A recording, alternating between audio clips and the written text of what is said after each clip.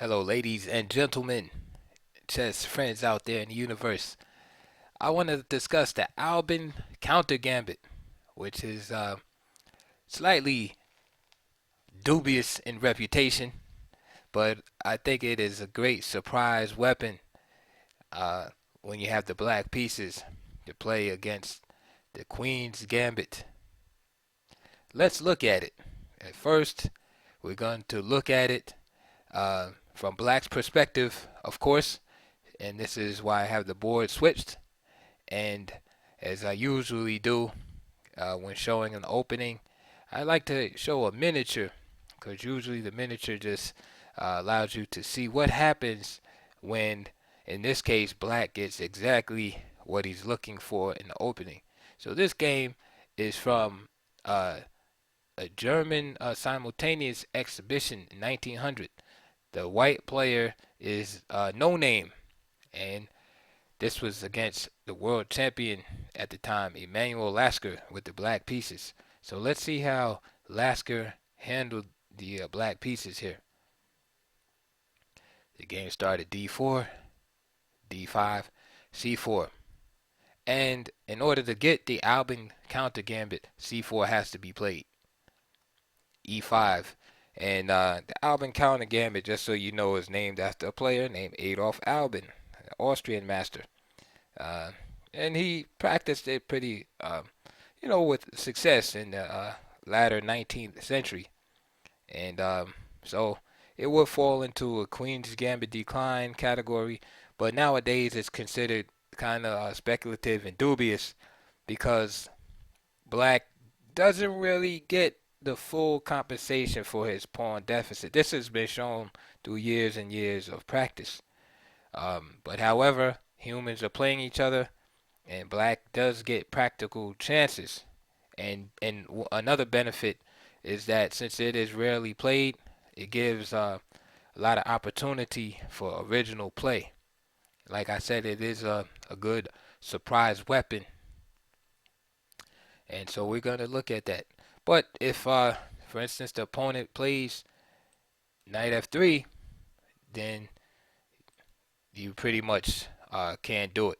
And a lot of players play knight f3 for that reason. They want to avoid the surprises.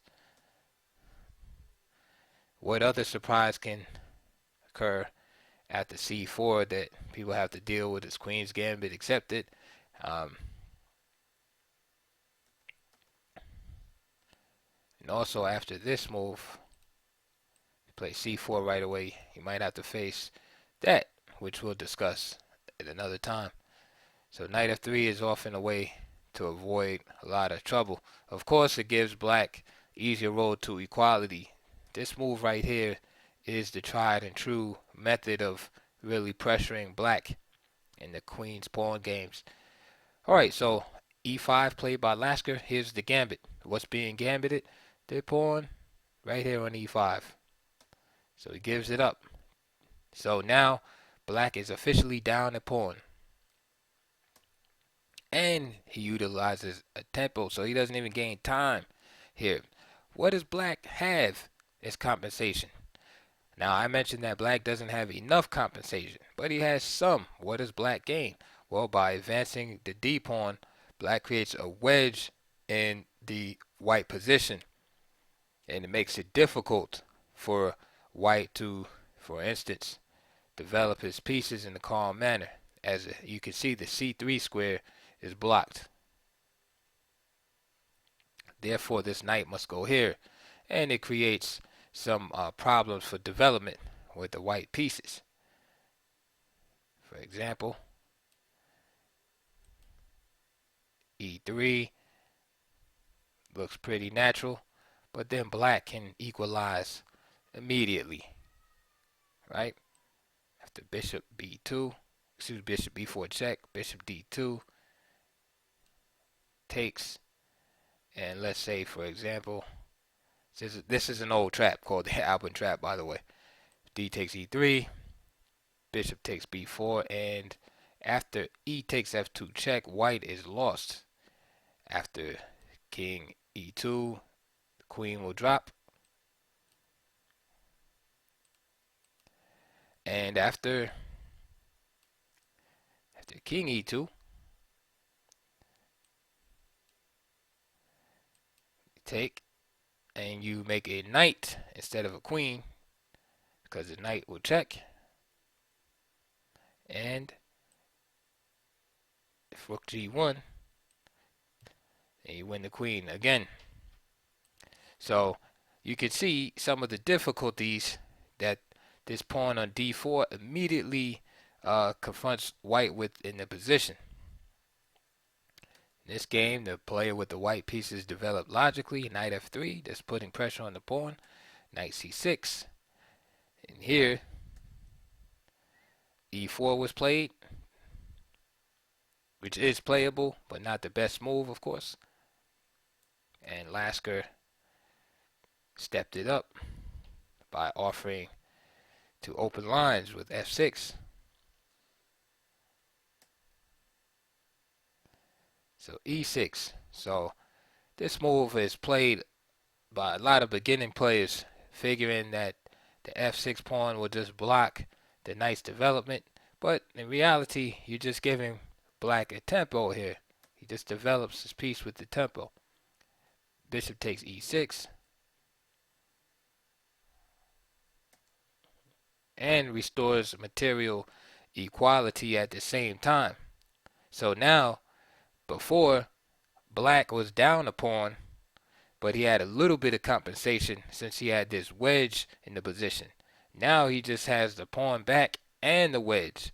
So that just gives black an advantage of space in the position. Bishop e2 was played.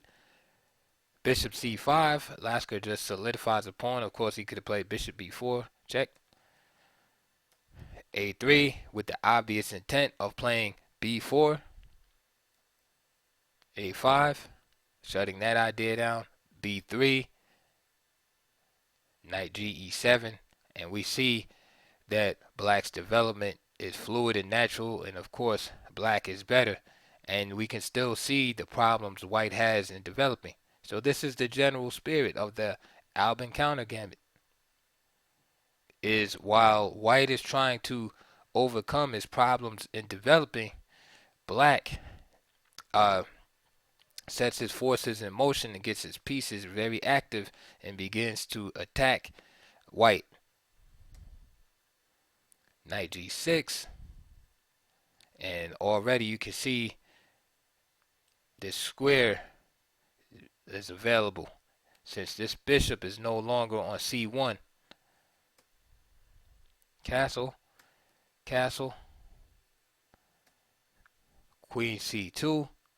And what's interesting about this is that all of white's moves look pretty logical. They don't look foolish.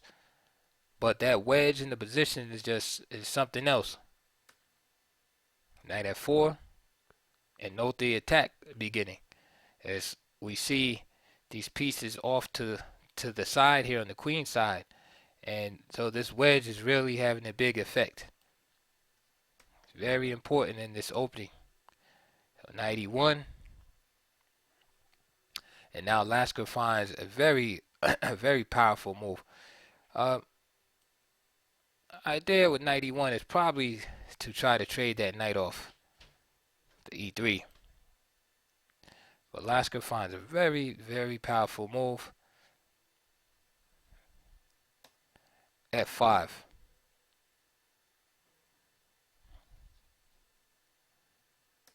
There's knight d3. And f takes e4. And now we see the avenues open up on the king side. Look at, again, remember what I said about development. Look at the pieces just kind of jumbled up together on the queen side. And notice pieces removed from the defense of the king. Notice he gives up that bishop. Knight takes c5, d3. That's no problem.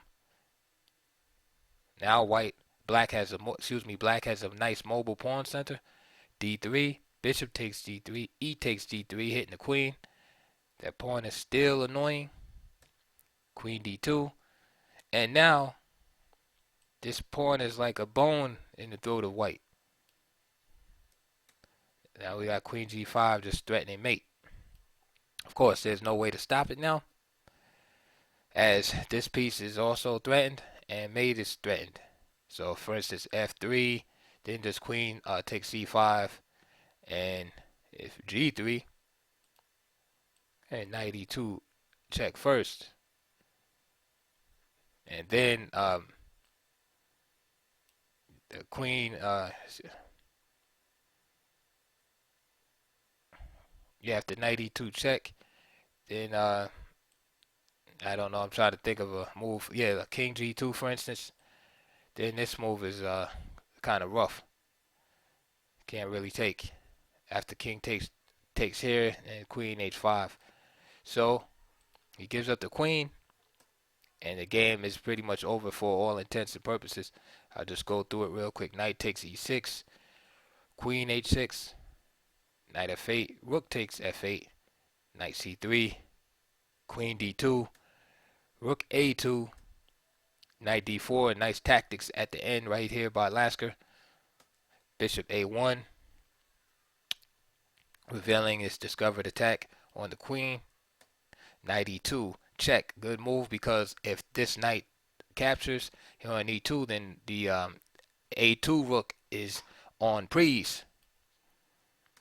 So king moves over, and then nice ending by Lasker right here. Rook takes f2, and that's a mate coming up soon.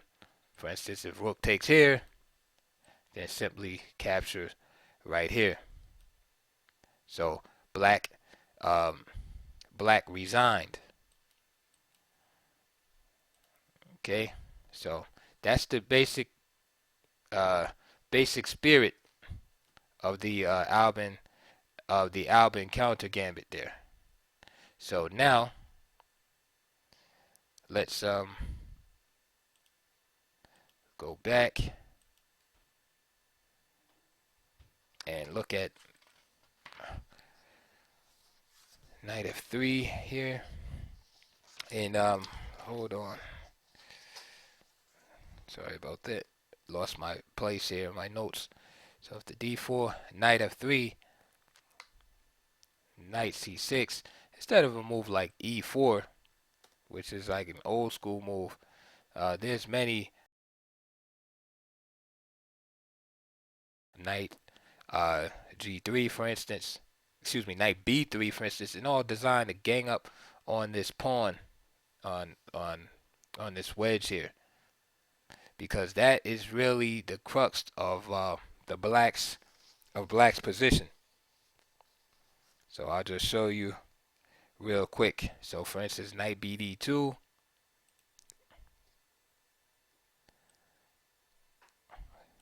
bishop g4, and these are different things can be played here, but these are like some lines just to give you an example. a3, playing against this idea.